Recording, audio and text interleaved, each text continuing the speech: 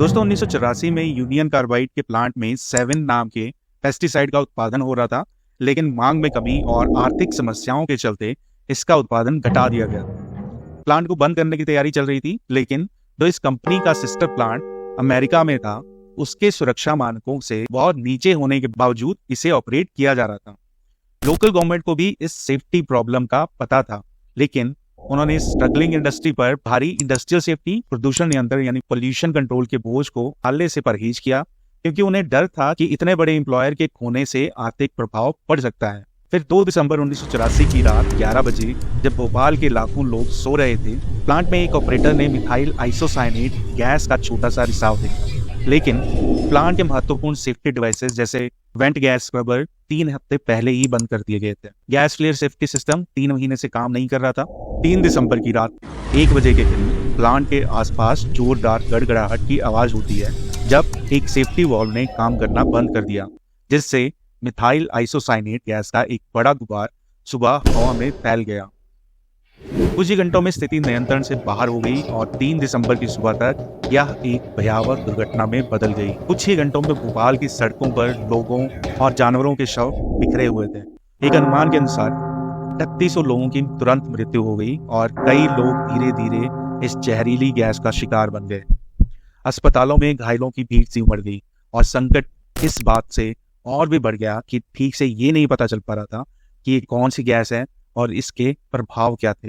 ये घटना इतिहास की सबसे भयानक केमिकल डिजास्टर में से एक बन गई और भोपाल का नाम इंडस्ट्रियल तबाही का सिनोनिमस यानी पर्यायवाची बन गया।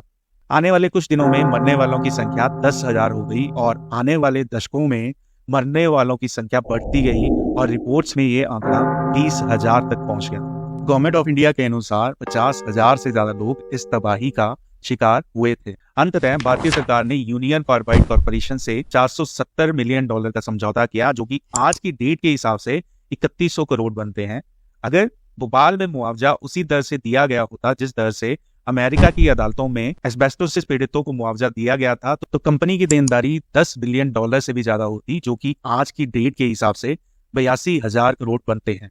तो जिन लोगों ने इस डिजास्टर में अपनी जान गंवाई, उनकी फैमिलीज को ऑन एन एवरेज $2,200 का कंपनसेशन मिला, जो कि आज के हिसाब से 1,80,000 रुपए बनता है। क्या तब से लेकर अब तक यानी पिछले सालों में क्या हमने इससे कुछ सीखा है? ऐसा लगता तो नहीं है। 30 अगस्त 2024 को एक फैक्ट्री में एक ब्लास्ट होता है और 17 वर्कर्स की जान चली गई और 39 लोग घायल हो गए। ये ब्लास्ट इतना पावरफुल था कि बिल्डिंग पार्शियली कोलैप्स कर गई और वर्कर्स के शरीर के अंग फैक्ट्री के विभिन्न हिस्सों में बिखर गए। एक सॉल्वेंट जिसे मिथाइल टर्शरी ब्यूटाइल ईथर कहते हैं, वो लीक हो गया था और वर्कर्स ने इसे रोकने की कोशिश भी की, लेकिन गैस बनी और इमारत की तीसरी मंजिल से निचली मंजिलों तक फैल गई। लीक को रोकने से पहले ही ये इलेक्ट्रिकल पैनल पर गिर गई और आग लगी, जिससे ये विस्फोट हो गया। और क्या आप जानते हैं, ये सॉल्वेंट 2005 से ही अमेरिका में बैन था। अकेले विशाखापट्टनम की डिस्ट्रिक्ट में जनवरी 2019 से लेकर जून 2023 के बीच में 38 वर्कर्स ने इन फार्मा एक्सीडेंट्स में अपनी जान गंवाई है।